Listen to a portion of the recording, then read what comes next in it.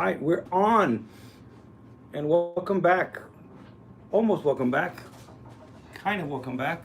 But I need to get the camera where it's working. It wasn't working? All right, no, it's for on my head to show. How you doing? Hi, everybody, and welcome back. Or if you're not never been here, welcome here. I guess, I don't know. It's a weird Friday. We're going to get started, and we're talking about Carbulator, the iPhone app. So just before this came on, if you're not new to the channel, you may have got a notification, and hopefully you watched the video that just dropped just before starting this video. So I did that just in case somebody would have some questions. We'll get going and see how we get started. Hello, Sarah. Hey. Hi, Sarah. Granddaughter's in, so we can get started. I'm going to wait for Terry because for those that watched last week, Terry came from Germany, Terry and RC, and I don't start the live stream without a beverage. I'm going to start with some water. And dashing and watching. All right. TR's in the room. What is that, Mom? I said, there he is, right on cue. Right on cue. And I think this is even, kind of weird because now I can see him and it's beverage time. So you don't have to drink a beer with me. Have a water, have a sip, whatever floats your boat. All right, so what's today's topic about? Today's topic is about Carbulator, the iPhone app. So a lot of y'all might not know. You might have not seen the video just before that. If you didn't, don't stop now and leave. But just afterwards, just go ahead and watch the video that I dropped just earlier today, just before this. Hello, Rose. Hey, Dave Johnson, Superman, Bob Miller, Auto Auction, Rehab. Lawnmower is here. Everyone's here. So we're talking about the Carbulator iPhone app. A lot of y'all may not know that, yes, we build engines, but we are also app developers. We've been here for 10 years, and I haven't done anything on developing it at all. But Shop Mom, I say we, Shop Mom has her Apple app license. So we're not just the developers, but we actually have a license. We were going to do apps, still plan on staying that. Our license is still current. All that being said, here's what I'm talking about. While we're waiting to some of y'all to come into the room, this is the app that I'm talking about.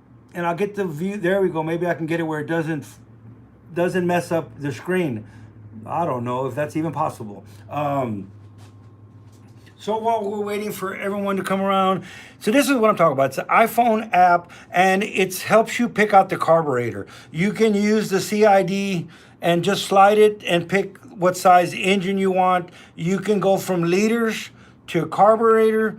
If you have an issue with trying to figure out liters, use the app just for liters and CID.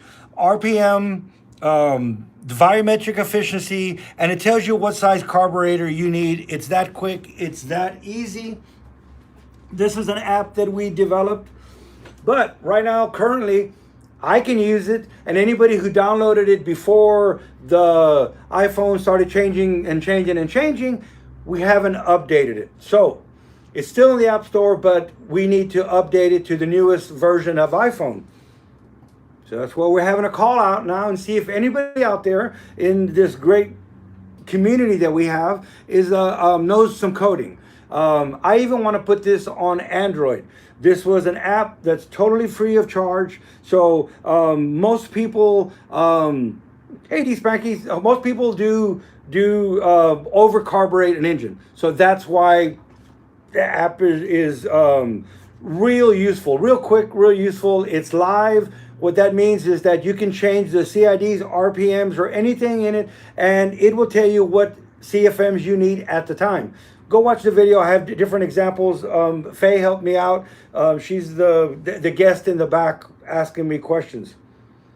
Hey, right. Terry says he still has the Carbulator on his old phone. See, so anybody that had it. So Terry, you're actually one of the few, not much say the few, It Well, he's actually. got an old iPhone. That's why he could still keep He has an older iPhone. So anybody who downloaded it while the older iPhone was still around still has it and still can use it. I'm still using it on my iPad. I can't put it on the new iPad because that's where we're asking for help.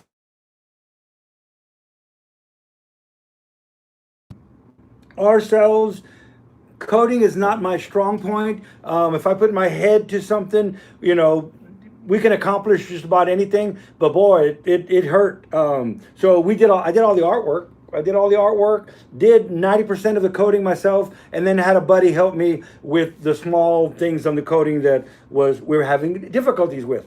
So that's basically what I was going to talk about today is the iPhone app and over carburation. We still use a lot of carburetor. Everything's fuel injected. Yes, now I shouldn't say everything. A lot of stuff is fuel injected, but a lot of the vintage stuff is carbureted. And what I see is people that are coming in, everybody wants too big of a carburetor. So we won't get into that, or maybe we will get into that. I don't know. Maybe we're done talking about the iPhone app, but I don't know. What do y'all want to talk about today? I think Are there any questions? Are there any questions, Shop Mom? That's what I need to be asking. Are there any questions on the iPhone app? Are there any questions on carburation? Are there any questions why anything? I don't know. I don't Wade want to. says it works by magic. It works by magic. Yes, right now it does, but it's kind of cool. Like I said, the video. If you didn't get a chance when the live stream ends, stay around and click on the video that I just dropped about an hour ago or so. And that explains a little bit more of how to use it. What did Dave Johnson says? I can't wait till he's out of pain. He's having surgery. He's gonna have a knee replacement done. And Oh. you'll recall that David Johnson's wife is still recuperating. Yep. And yeah, we're all wishing the best for him. And hi everybody. Hi, Scud. That's Stud and I'm Wade. Scud. Not Stud. It's Cud. Scud. Good. Little You know what I different. meant. Although he might be a stud. How do you Yeah. know? I mean, I don't know. He could be. Maybe that's a nickname He for could be him. quite studly, yes. Yes. Okay. He has a beard. It's Stud D. I mean, I don't know. Yes. All right, Terry, I'm glad y'all made it back to Germany. So, TRs, Terry Rocha, and RC are back at home. They were our first ever live guest. Does Megan count? She was in the. She's been in before. I guess I couldn't say first ever live guest. We had Christy Lee in the house. We've had some There's guests. a question going back to last Yes. week. Yes. Regarding oil, is synthetic best for old classic motors? Do synthetics have the zinc that they say is necessary? Awesome question. And I'm a synthetic person because of last week. Yes, you can. There's certain animals that don't like it. A flathead Ford, I'm still playing around with a flathead Ford to see if we can find a synthetic that will actually suit the bill. It didn't like it. It didn't even like it in the priming of it. And I pulled it out and just put petroleum oil in it. Happy. Sometimes don't reinvent the wheel.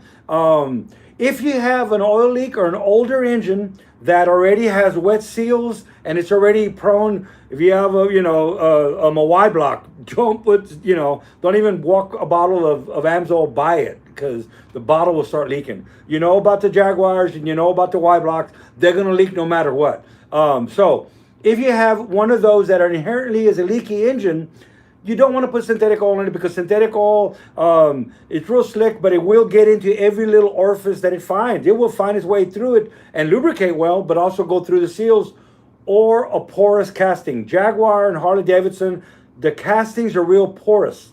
Old stuff I'm talking about. And actually, the blocks just sweat oil. There's not even a problem with the seals, essentially, but they're always oily and people are resealing them. Oil is going through the casting itself. It's a porous casting. It's like a lava rock, and oil will just go through it. So I wouldn't put synthetic oil in that. But Amsoil does make a hot rod oil, and so does Driven.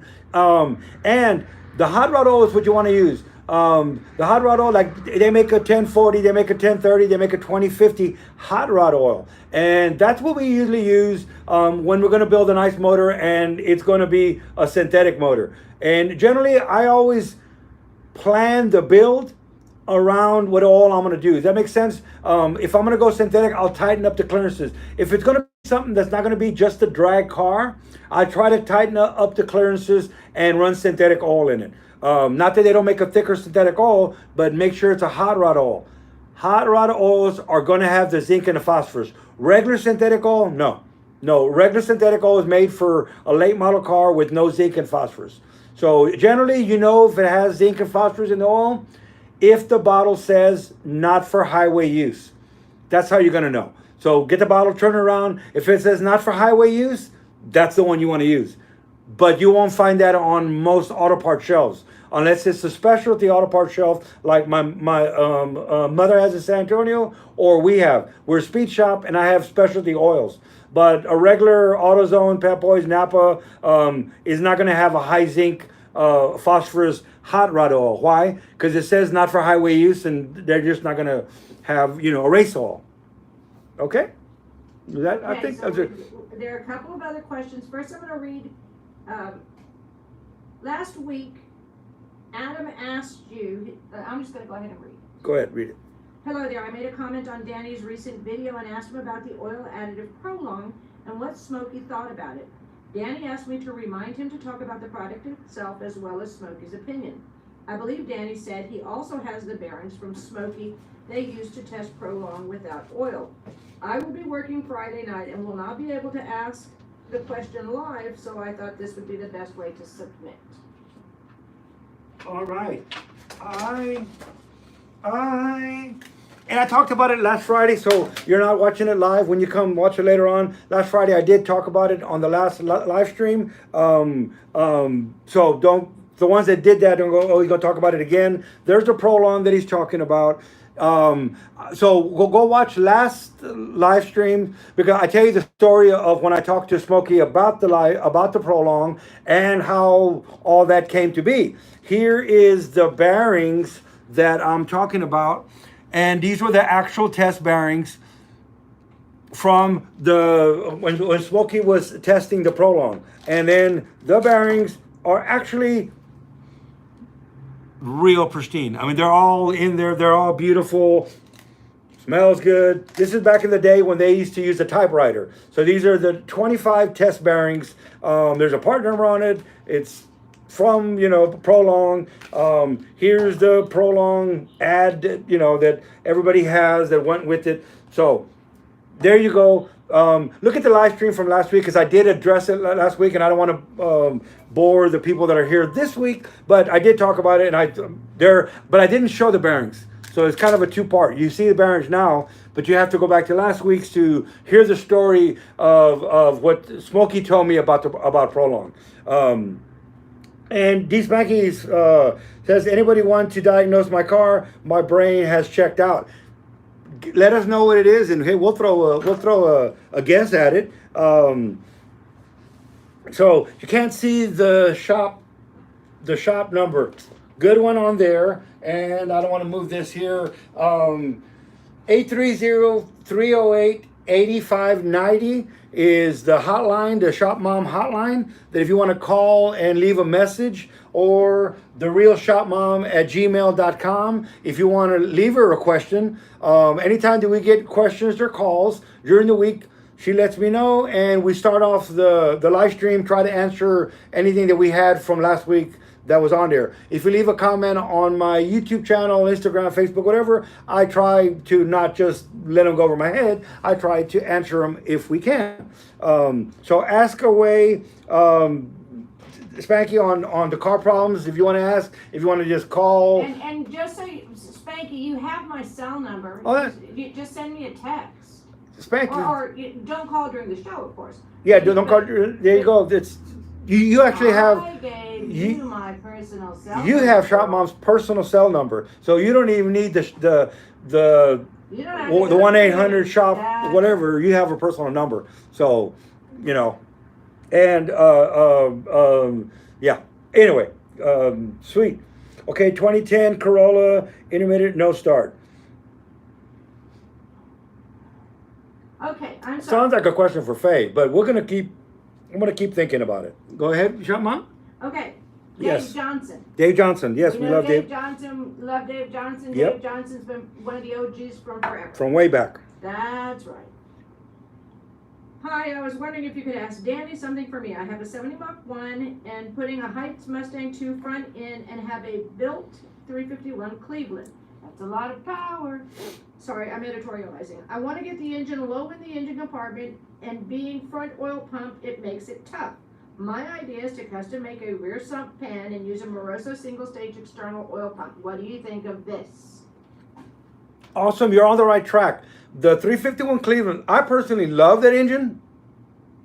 It's kind of have had a bad rap. If you have a 4-barrel head, it's way too big of a head. It was made for NASCAR use, and really there's very little situations that you really could use that head, but we've made more power taking that head off and putting the 2-barrel head. I know what you're thinking, but the 2-barrel Ford 351 Cleveland head is as big as a big block Chevy head. So it's a great head. Use the 2-barrel head and use the aluminum intake. That wasn't the question you're asking, but you're on the right track with what kills the engine. The only way that we've been able to have that engine survive in a circle track environment was a custom pan. And it was actually a custom one-off pan. But put the biggest pan you can on it. And that's the one engine that there's always an example to the rule. There's always something, I always say, Smokey says, a lot of people say it, well, man, not as many, but 10 PSI of oil pressure for every 1,000 RPM, it's all that's necessary. There are some exceptions to the rule. That's the one exception to the rule that, like John Hamilton, which is way smarter on Fords than I am, says, if you don't have 70 PSI at idle, don't take it off your race car trailer. This is a high-end drag car or a circle track car, but still, that has an inherent problem with the oiling. It's not proprietary oiling. It doesn't oil the mains first and then it starts to oil. It's not proprietary oiling. It is such a difficult oiling system that we have to do a lot of modifications in it by enlarging the oil hose. It's such a weird animal that the Chevy LS copied their oiling system from the Cleveland. I'm gonna hear some haters there already. The LSX, no, it went to proprietary oiling, but the LS wasn't proprietary oiling. So you can't knock Ford if Chevy copied them, but I'm not saying they copied them. I want controversy. You can tell controversy sells. The numbers go up when we talk controversy. So anyway, that's where I'm coming out with there. So awesome, but build your own pan, yes. Build your own pan or buy. Moroso has a lot of great pans. It's one of my favorite. Canfield as well. It's weird because we used Canfields on Fords. And the last Canfield I ordered for Chevy, I actually sent it back. I had a little issue with the pan, but it's the first time ever. That's the first time ever it is for Chevy. But anyway, ever hockey game? Did you see Dan's comment? One's comment. Dan, you're at every hockey game. You keep telling me you used to spend all day looking for parts, but we've since learned that it was the lovely Elaine doing all that. So, who really made the Carbulator? Yes, if you know us for around here, you know that 90% of all the intelligence comes from Shop Mom. I do the work stuff, but yes, the license for Carbulator app, the actual license is Shop Mom's license. It's not when they pay for somebody else to put our app to the App Store. We actually got an app license. Do you know how hard it is to get an Apple iPhone license? It's quite hard. In fact, when we went to South by Southwest, everybody asked everybody, you look at your tag. Oh, you're an app developer. Who do you put your apps through? Oh, we have our own Sunrock software. Sunrock software. Solis, Sun, Rock, Rocha, Sunrock software. And they're like, okay, can you give us some insight? How did you do it? It generally takes a year or two of being denied. It's so hard, people. Read the directions. That's all it was. It makes it sound like it's some kind of mysterious thing. No, just read directions. If you asked everybody that was asking us questions, how did you do it and how long did it take you? It took us a year. It took us however long. We still don't have a license. How? And Shop Mom says, I read the instructions. She got it on her first attempt. No kickbacks. The best part of it, of course, was that they called from Switzerland on my birthday to tell me that we were in. To tell her she's an app developer. They called her on her birthday from Switzerland. And On her first attempt, she got the license. And people that do app development, you're going to get your app kicked back out because of this, that, and the other. It's real hard to get it into the App Store. It's easier to get into the Google Store. And I will say, we got accepted. Didn't get the app kicked back because it works, it functions, it does something. So we hit like a home run the very first time. She got the license in our first attempt. We got the app, didn't get kicked out. It went through the first attempt. Usually you get it kicked out and you change stuff, and it's a long, hard. If you know any app developers, they're going to tell you you're going through loops, whatever you're going through. We got it on a first attempt, thanks to Shop Mom, and then we haven't done an app since. But we have intentions. Okay, but we opened a shop. Come on. Yes, we opened the shop 10 years ago and haven't really touched this. We keep on, it's still, like I said, we have our license is active, but anybody out there, the call is anybody does any coding. I'd like to put this on the Google platform. I'd like to update this to the newest operating system. I don't even know, what do we have now? 14 or something? I don't even. 16. 16. See, I don't even know. So not that big of a deal. Essentially, go buy a new Mac again and download the new software and hide myself in a room for 3 months and learn the stuff again, and then update the app.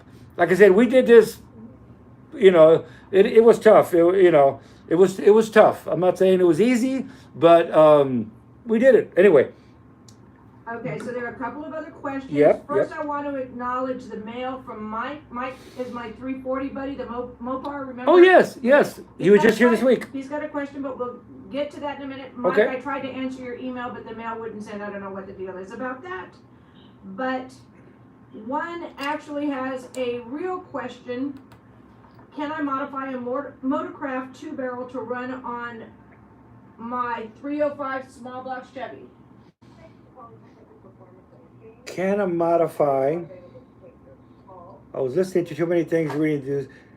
Here it is. Can I modify a Motorcraft 2-barrel to run? Yes, in fact, the Motorcraft 2-barrel is one of the finest carburetors I think around. I love that carburetor. The Motorcraft 2-barrel is like a Holley, 500 CFM Holley. It's perfect for a lot of stuff. What do I like about it so much? The top lid comes off. You don't have to drain all the fuel out. You pull the carbs off and the top lid comes off like an Edelbrock. It's flawless. It's flawless. I love that carburetor. I would put that Motorcraft 2-barrel on anything. The mounting pattern is the same as the Holley 2-barrel. So man, I love that carburetor. I do love that carburetor. I would not change that carburetor out. Like I said, that's a simple carb, easy to work on. It's the bolt pattern fits a lot of different manifolds because it's the same as the 2-barrel Holley. That's a killer carburetor. That is a killer carburetor. It is. So yes, you can. You don't have to do many modifications. What you're going to have to do is put an adapter plate, unless you have an aftermarket intake or something, but to get it to bolt on. But that's no big deal. That's no big deal at all. I'm still thinking of why we're having a no start. I'm wondering if the fuel is draining back. The first thing I would do is check the fuel pressure after the engine stops on Spanky's engine. I'm still thinking about that. If the regulator's bad or the injectors get clogged, once you shut it off and walk away for a while, all the fuel drains out of the fuel rail. So if its injectors are dirty, they start to drip fuel into the engine. You can actually get fuel wash and get a lot of fuel in your oil. Smell your oil and see how that smells. If it's the regulator, it just goes, it drains back all the way to the tank. So when you go to restart it, it takes a while. Sometimes you got to click it a few times. What you're doing is when you click the ignition on, it cycles the fuel pump for a split second to build fuel pressure. If you got to do 3 or 4 of those, and then it fires up and runs, it may be that your fuel pressure is going to 0 because it's either going back to the tank or in the engine. If it's going in the engine, I had a Mercedes which the fuel filter has the regulator built in the fuel filter. That went bad. It's behind the rear tire, behind to grandmother's house we go. It was just so hard to get to this. I could finally see it. You couldn't even touch it. So the regulator's built into the fuel filter. That was the problem. For a year, I just cycled the ignition myself. I know. I cycled the ignition about 3 times, fired right up and ran perfect. Never had a problem. If I stopped really quick, turned it right back on, no problem. Overnight, it wouldn't start. I could kill the battery forever. So I cycled it a few times. So Spanky, try to, is it doing something like that? It won't start. But if you cycle the key a few times, does it start? I'm still thinking of that while reading other stuff. What do we have about the hot vapor engine? What do we have? Greetings. Any word on what to do with more content on Smokey? When you do more content on Smokey's hot vapor engine, thanks for all you do. I just hope for myths about hot vapor engine to be put to rest with some real data. And boy, don't we all share that sentiment. Okay. Faye's been, I'm not blaming it on Faye at all. We've talked about it before she left. She's on a 5-week trip right now. She's at All Girls Garage right now. And we're going to wait till she gets back so we can put it back in the car. We took the other engine out. So that's where we're at on there. The clutch having issues. I don't know if you heard about that. The clutch is not necessarily the right one. Smokey did something, but it has a real wide clutch. I bought a turbo clutch that's not the same, so I have to either rebuild the clutch myself or send Smokey's old one out, or put a regular clutch in it, which will go right in. It's just not as wide, and the clutch shows this thing has a lot of torque. The clutch is used up, and the car don't have many miles on 9,000 original miles. I have a lot of video when Faye came over a couple of weekends and we pulled the engine out and then we started to swap all the parts. I've been working on that. In fact, just before she left, we sat right here and we did some editing, and I need to drop that video, but I have about half the video edited. So I want to just put that together, and that will tell you where we're at up to right now. It'll show you the engine coming out, the part swapping. The plans are we're going to get back on it. We have, this shop is just takes up all our time, and really considering moving back home and just working on the hot vapor stuff. I'd love to get it on the dyno, but now the engine's at home, so it's like I'm not going to bring it back. We're going to go and put it in the car, and then I'll do some dyno testing on the car. I have other hot vapor engines. There's one right there. I have another one in the back. We got more hot vapor engines besides the modern hot vapor engine that we're building.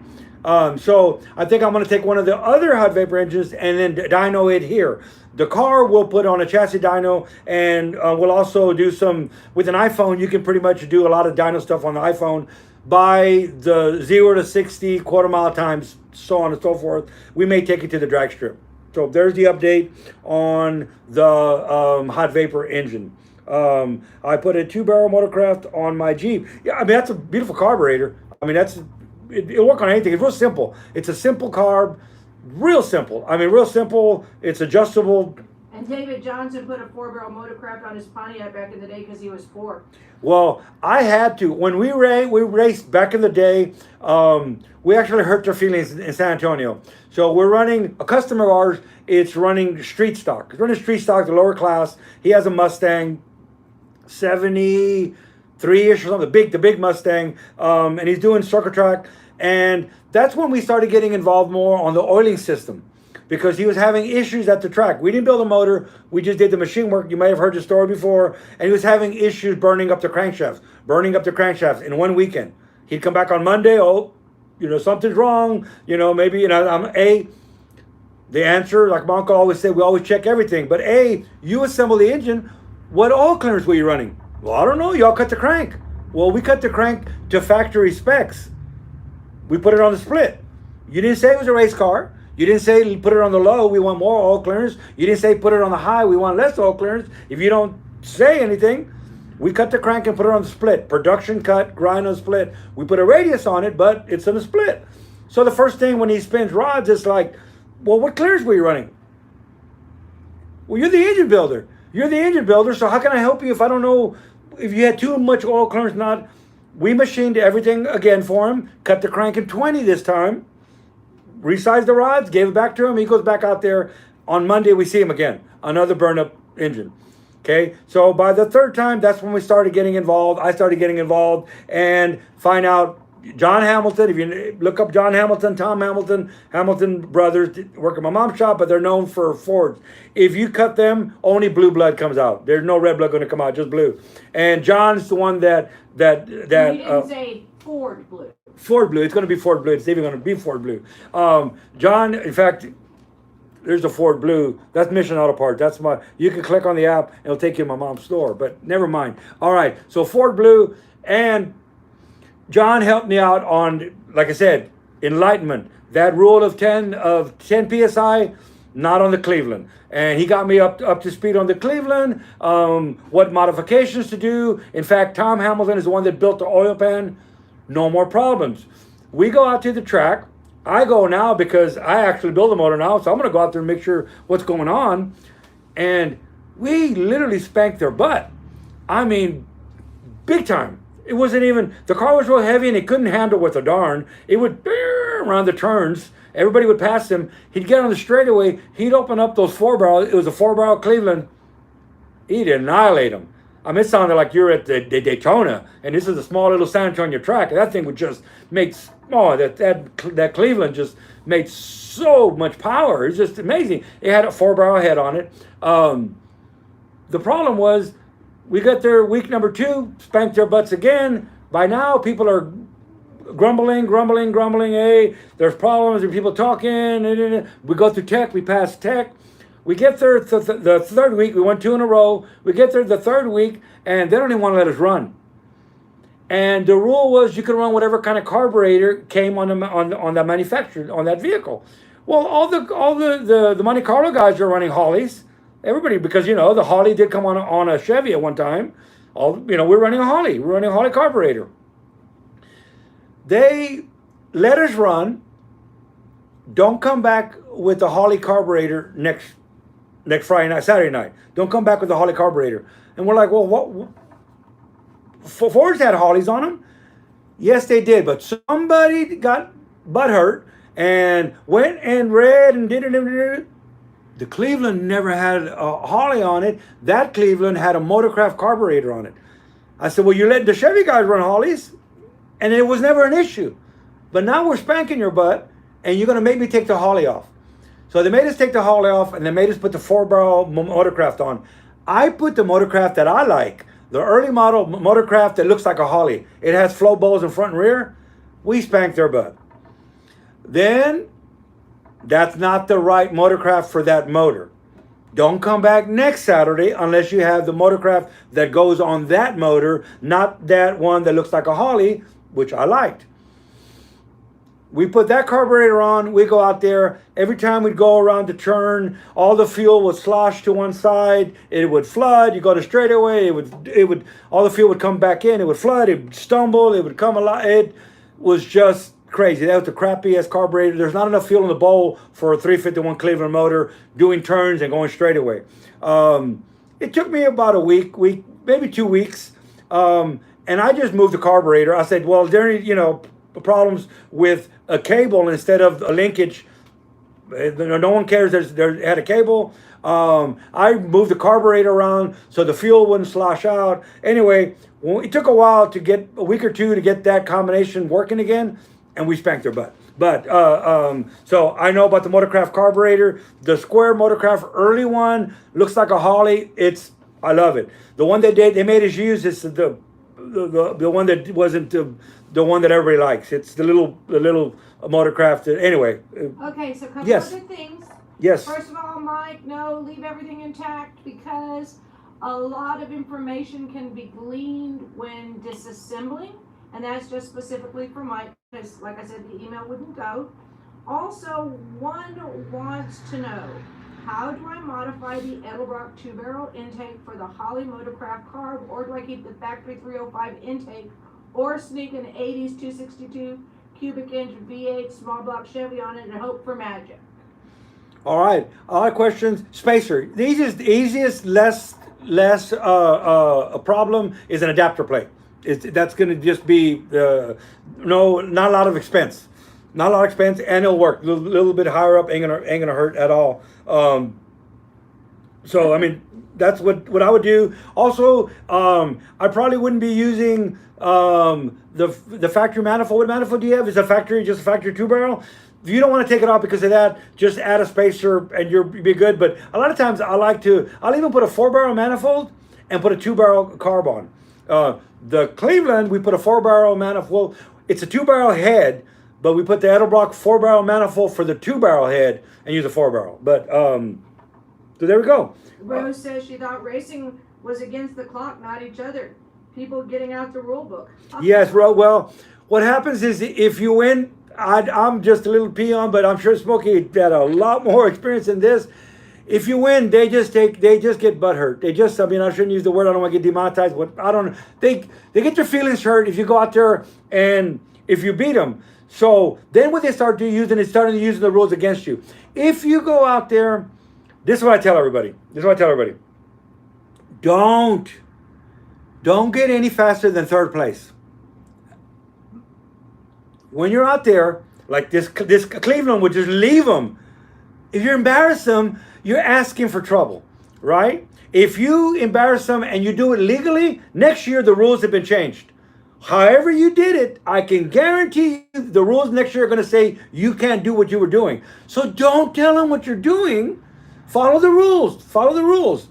Stay in third place. When he gets down to the last 2 laps, barely beat him. If you're in third consistently, the guys in first and second and third, they always take each other out anyway. They got that big belt buckle. They got an ego like crazy. I'm not saying everybody in general, but just if you didn't know, if you were down in third or fourth, when it comes down to the end, they got a lot of money. They don't care if they hurt their car. They don't care if they put the car on the wall. They got another chassis in the trailer. They got another. You don't. You're a street stock. You're a super stock guy. You're doing everything, and everybody's giving you whatever they can just to be back out on Saturday. If you hit the wall, you might be out for a month or two. You hit the wall on the Mustang, they were taking us out. They couldn't pass us, so they would take the ass in out. It hit the wall. You know what an aluminum radiator costs? I got so tired of being taken out, I put a railroad guard on the car with hooks around the front. When they came in to get the tires, we were dragging cars. They'd come in, hit us, boom, get caught. Guess what? We just ripped your fender off. It looked like a railroad crossing. It looked stupid in the front. I had to put like cattle guards on his Mustang because they would just take him out. I can't pass you. I'm going to take you out. You ain't got the money to be back next week because you hit the wall. So if you cruise around third, fourth, when it gets down to the last couple of laps, ease your way. More than likely they're going to take each other out. They're going to be getting too fast. Boom. You're going to come in low. You're going to be good. If you finish third every single weekend, I can guarantee you at the end of the season, you're going to be up there for the points race. Because you didn't miss one weekend and consistent third. I'm not saying no one races for third place. That's not what I'm saying. But hang in there. If you embarrass them, there's no good going to come of it. Like I said, if you do it legally, they're going to change the rules. I'm sure, like I said, the rules always got changed because they want to keep everybody around the same speed so that it's more fun for the spectators. Or it's more fun that you don't hurt somebody's feelings. So don't do that. You got enough power to pass everybody. You don't need to be the one that's, waving and don't do that. Just hang loose. When you get to the end, slowly beat them. That makes sense? Slowly beat them? Anyway, that's the sandbagging. Yeah, I mean, there's no joy. I mean, there is joy, but there's no joy in hurting somebody's feelings because they're just going to, all focus on you. They're going to focus on you. And I take offense at that. I shouldn't say I love Yeah, Shop Mom doesn't like to I don't suffer fools gladly, although I do think we should remind everybody, take time to be kind to somebody. Everybody. Thank you, Frank. It's just one of those things that you look around and you see people being so hateful to each other. Just take time to be nice. It goes a long way. That's it for my editorial later. Hi, Venom. Yes, I Venom. So There you go. There's other ways there's circuit track racing is some of the best, some of the fun. I like drag racing too, but until the street outlaw stuff started coming in, and it got to be fun again, bracket racing was just, you know, it's neat, it's good, and I mean, I'm not, don't get me wrong. I mean, but boy, circuit track racing is thinking.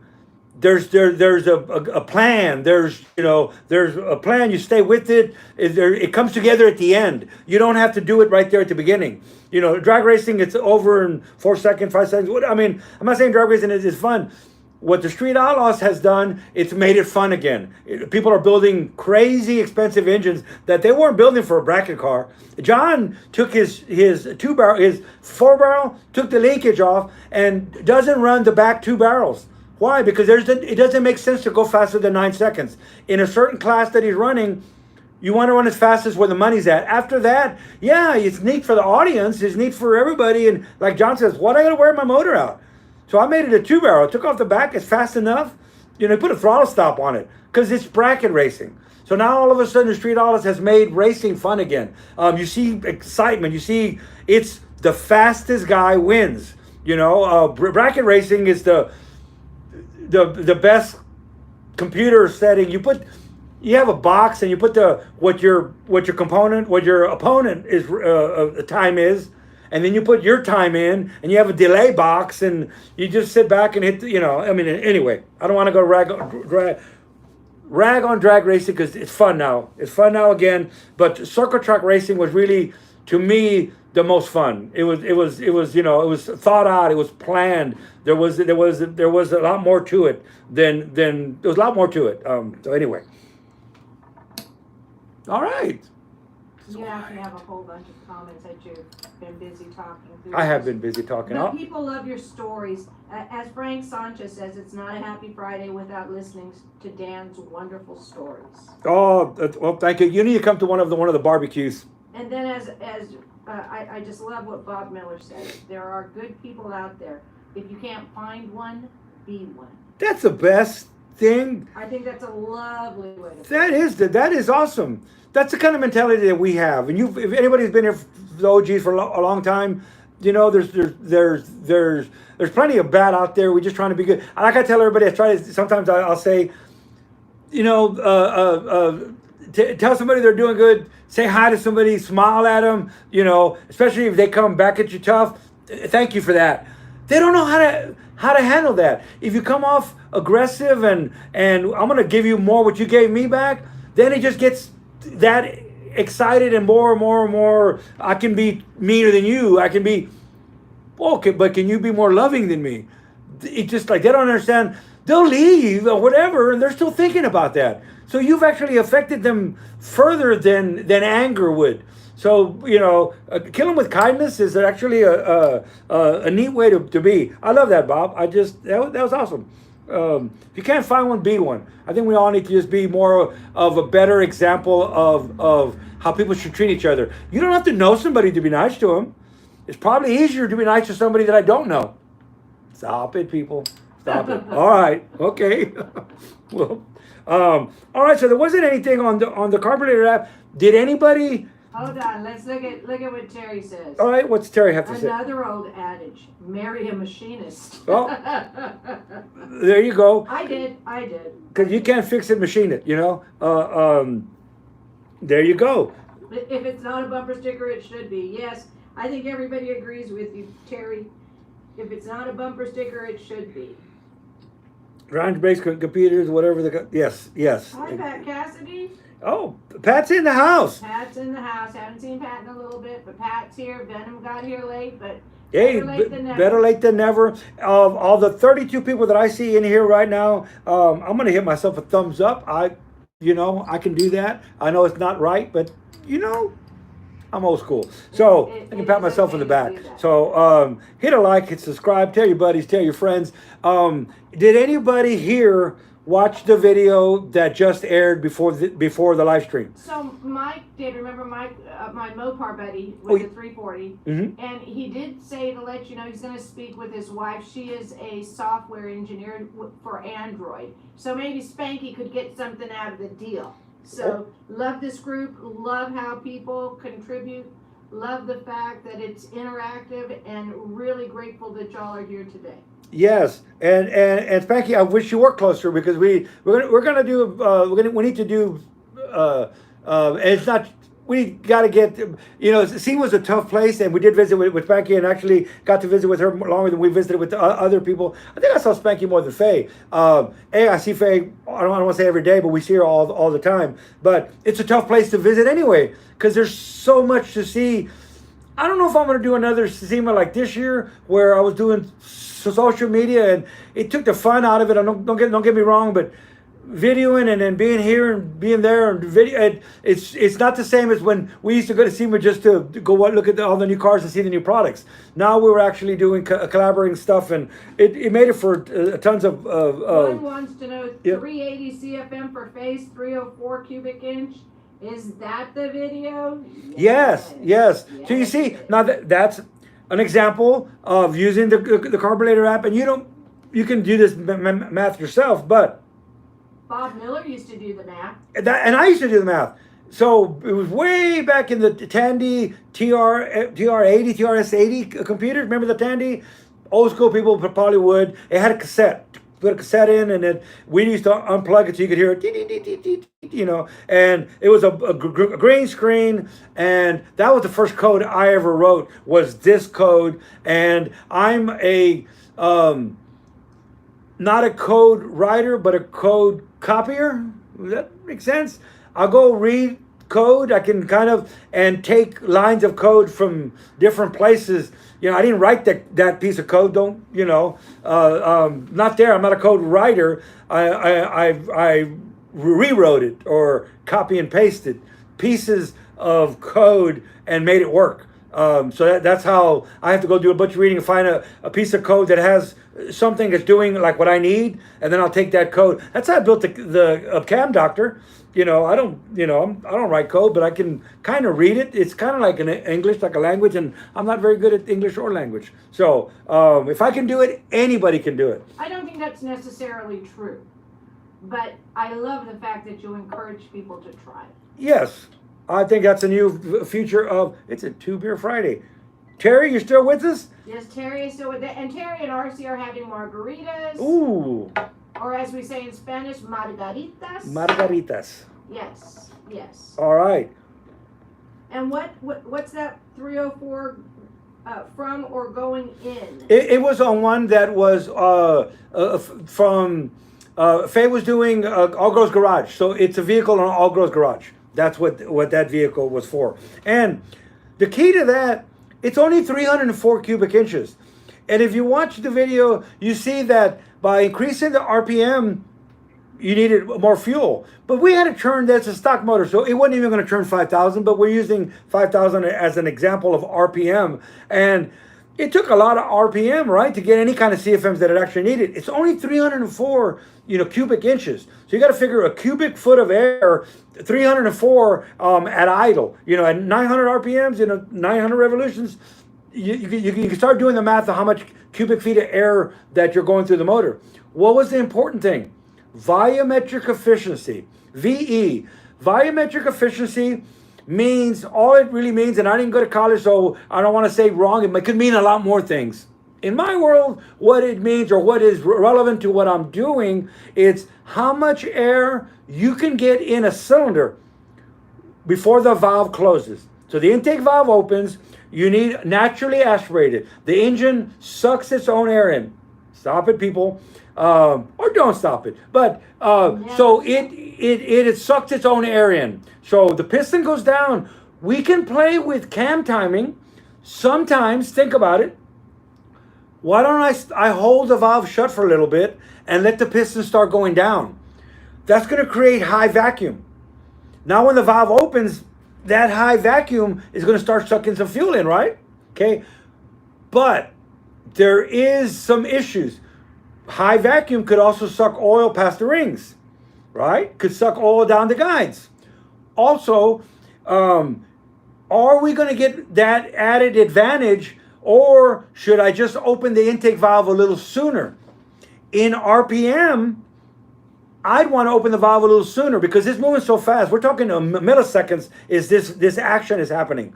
So there's a big line there in tuning in this. So volumetric efficiency just means when the piston goes down, the valve opens, air comes in. It's hauling butt, right? Filling it up. Once it's almost full, and when the piston is going down, it's creating more vacuum. Once the piston gets down to the bottom and it's filling up, there's not as much suction anymore, right? So it starts to slow down. When the valve closes, you did not fill that cylinder 100%. There's just no way. Or is there? Right? We start increasing our volumetric efficiency. By increasing the volumetric efficiency, all that means is I'm getting as much as 100% of air in a cylinder. But think about it, it's pretty hard to do. How can we do it? I'm going to give you a little trick of how you can take a naturally aspirated motor and you can trick the engine into thinking it has boost. Okay, we have naturally aspirated and then we have boosted. We have a power adder. We got a turbo or we got a blower, right? Okay, that doesn't matter, does it? It has a blower or a turbo pushing air down the intake. So when the valve opens, I can get 100% volumetric efficiency. I have a power adder. I have boost coming in, okay? How can I trick a naturally aspirated engine into actually acting like it has 2 to 4 pounds of boost with no blower or no turbo? Okay, think about this. If you're going down, here's the 281, down the highway. Okay, remember as your kids, you used to stick your hand out the window and we used to fly a plane with our hand. I don't know if maybe I'm too old and maybe we didn't have iPhones back in the day, so our parents would say, open the window and stick your head out. I don't know, but when you stick your hand out, wham, there's your hand up against the window, right? So we learned a lot about physics as kids because we didn't have iPads. So let that be a lesson to some of your parents. Take that away and open the windows, all right? Go for a drive. So that's a lot of air pressure, right? Okay. So velocity is the same thing. If the intake port can be sized perfect or closer to the right size, I can enhance air velocity. Velocity is the speed of air moving, right? So right now I'm thinking I'm talking to Rose. Is Rose still in the room? I'm thinking I'm talking to Rose. That's what I love about Rose is in the room and Rose has a question for you, but finish what you're okay. And the only reason I say that is because I know that she gets it, and you all need to go out there and get it. It's velocity is air moving. So the higher the velocity, air's moving fast. If I close the intake valve, where's that air doing? It's moving so fast, it wants to bounce back and go back up the intake port, valve closed. That's called an intake pulse. It's going, it wants to back up. But if it's moving really, really fast, high velocity, the valve only closes for a millisecond, piston goes around, out, it goes, it wants more air again. That actually packs air behind the intake valve because of velocity. That's why you don't want a big dead hole. I said that to somebody earlier, no one wants a big dead hole, right? So if you're going down the river, here we have the Guadalupe River. I said this before, so some of y'all bear with me. You're going down the river, it's flowing at 30,000 gallons per minute. You're on an inner tube drinking a beer, and you're moving kind of slow, but you're moving 30,000 gallons per minute. When the river chokes down, what happens to your inner tube? You fly past that. All of a sudden, you shoot past that because it choked it down. 30,000 gallons per minute, once I choke down the space, has to speed up, right? At a certain point, it'll go over the bank if it's, but for the most part, if you slow it down, it's going to speed up. What happens? You're going to fly through that chute. Boy, you're going to have a great time. When the river gets wider, what's going to happen? You're going to move so slow down that river. You're still flowing 30,000 gallons per minute, but you're going to just move. The clouds are going to move faster than you are. It's still 30,000 gallons per minute. So putting a big intake port, like the Cleveland we were talking about earlier, we made more power with the 2-barrel head than a 4-barrel head, because the 2-barrel head made velocity. The Circle Track engine, that's another example because we turned the bejeebas out of it, and it's a 4-barrel Cleveland, and it loves the Circle Track environment. It was made for Circle Track, so that's another thing. So a big port, a big intake port is going to slow your airspeed down, and unless you increase the compression ratio, unless you start pulling harder on the intake port, you've killed your velocity and you're not making more power than the guy with the smaller port. So an actual port, small in size, high velocity, will make more power. At a certain point, just like a river, you can't overflow an intake port, so it will not make power. There's at a certain point, you need a bigger port. But that's if you're going 6, 7, 8,000 RPMs. All right, so what was the question that Rose had? Okay. Danny, want to play Guess My Weight? I'm taking a customer's van to West Tech next week to get it on the chassis dyno. I'll give you the engine details. I want to hear your guess on output, and I'll report back. Oh, send me a message. We're connected. Yeah, that'd be fun. That would be fun. I'll take a whack at it. Hey, yes, I would like to do that. So send me a message. Give me some of the info. There it is. Put it in here. It's 302 auto headers. HEI, 40 rings, bearings, RV cam, maybe 220 duration, Edelbrock, dual plane intake, Holly carb, alternator, water pump out front. What do you think it will make at the wheels? 180 to 200? At the wheels. There's the kicker. At the wheels. So now I'm already going, like, we can pretty much guess, you're going to make even about 300 horsepower, whatever. And it could be, you got a nice combination. What is the compression ratio? The compression ratio, 40 over, awesome, 302. I'm kind of hoping it's probably an earlier 302. I like the 302 with the Windsor heads. That's actually the best way to go. It's like a GT40 head, which is a Windsor head, essentially. That's a great combination, but I can't really guess on the power there because we don't know compression ratio. Compression ratio is going to be the kicker there for engine power. But now we lose more down the drive line, and sloppy motor mounts and tranny mounts and rear end on a good combination. We're going to lose 75 horsepower. That's with good solid mounts. That's where. What we mean is that the engine flexes when you accelerate, okay? So that's all, you're losing energy. You're losing kinetic energy. You're losing energy in the motor. It's flexing down the drive line. The differential is going to lift. You're losing a lot there's a lot of places there that you lost efficiency there. Something nice, something with a nice stiff rear end that doesn't flex, some ladder bars, back in the day, ladder bars, a 4-link, something with not necessarily solid mounts, but maybe a chain going over to the mount. So we're not losing a lot. I would say we're going to subtract 75 horses to the driveline.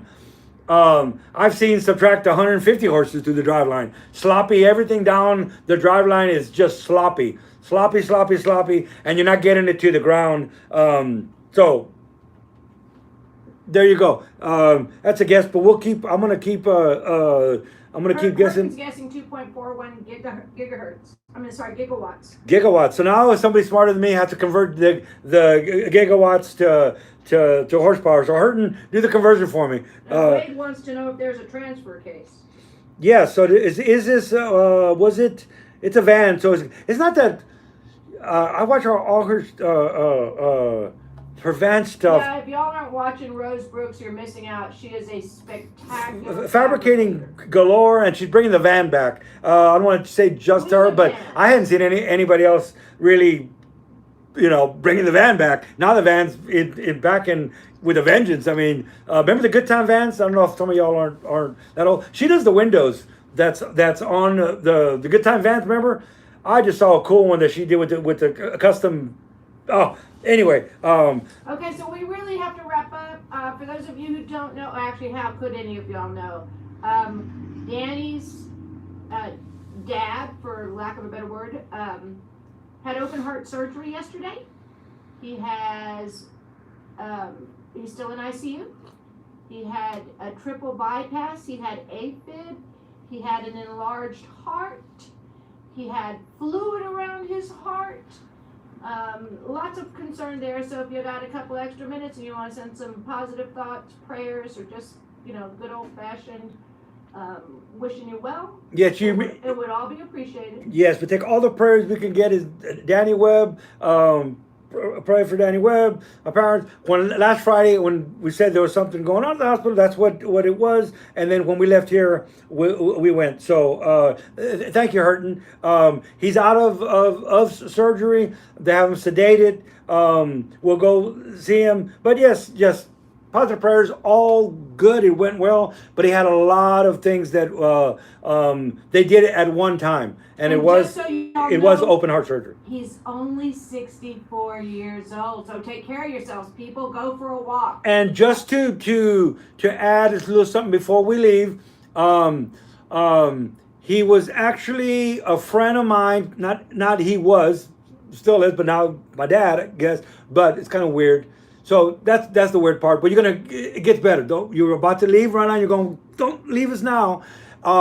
He was the older kid that had a Mach 1 that could leave a burnout every gear, 4 burnout. Every time he shifted, we looked up to him. He was just the badass. He won the track championship after this, but this was when I'm going, way young. So known him for a long time, friend of mine. Like I said, very cool. And then I'm in the Army. I'm at basic training, and we have the graduation. Fort Knox, Kentucky. Love Kentucky. Talk about Kentucky. Beautiful. Fort Knox is one of the best places. Anyway, we're there for formation. And I look up at the audience, and I see my mom. And I see Danny Webb with him. And I think to myself, oh, wow, that was nice of him. That was nice of him to bring my mom to graduation. Story, that's the end of that story. So, but family is what you make family, not necessarily, So it is what it is. Like I always said, my friend said, my other friends, how do you deal with it? I don't want to know what my kids are doing sexually. I don't want to know what everybody else is doing sexually. I don't want to know what my parents are doing. So I don't want that had nothing to do with me. He makes my mom happy. That's good enough. Come on, they've been married since January 17th of 1986. They've been married since '86. So yes, he's going to be around for a lot longer. Now we certainly hope a lot longer. But that just goes to be more accepting. People, don't let everything is not about you. Everything is not about your feelings. Other people have feelings too. I want to leave it at that. Go out there, hug somebody, even a stranger. No, nowadays you can't probably do that. Tell somebody hi. Open a door for somebody. There's a question before we go. One more. Curtin wants to know if Rose has a YouTube channel. Rose, in the comments. There you go, Rose. I haven't seen her YouTube. I know that she has on Instagram.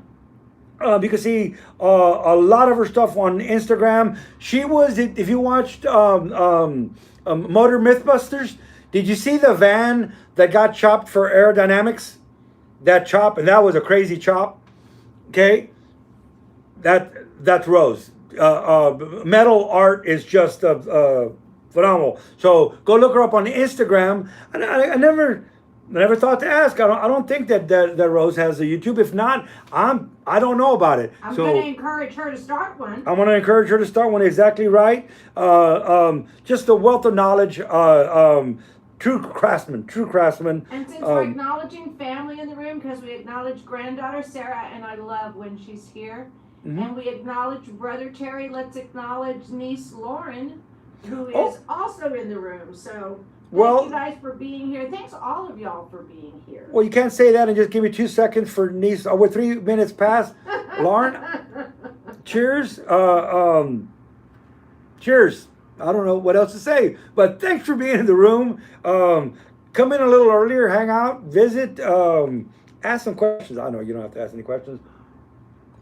And remember, folks, we say peace in assembly Greece because of Brian, who's not in the room today, but he has been such a big contributor. I shouldn't say he's not a big contribution. He's a big contributor to who we are. And Yes. we thank all of y'all for being here. All and, right. And Lawnmower, get better. Lawnmower had an outpatient heart procedure. Oh. Really want you to be better, all of y'all. I think I'm headed that way. I just Rose. Okay, so maybe we'll all convince Rose to get a YouTube channel. But go to Instagram because I mean she's always doing stuff on Instagram. That's where I keep up with her. And like I said, and Rose is going through some physical changes, and we all know that. And we're here to support you, girl. Mm-hmm. And we're here to support all of y'all. But yes. Right now, we're gonna head out. Peace and assembly grease, everybody. Thanks for being here. Like I said, if you didn't get a chance to go watch the video that aired just before this, go watch it. Leave me a comment, share it, spread the word of anybody that's code writing, writing code. We would prefer, not necessarily, but I would really, it'd be nice if we knew somebody in the San Antonio, Austin area. And Mike said he's going to talk to his wife. And Mike said he's going to talk to his wife. So peace and assembly grease, everybody. Have a good Friday. Have a good weekend. Hug somebody. Smile. Tell somebody you love them. I love you, babe. I just did it. I See, love it's you that too. easy. We'll see you on the next one.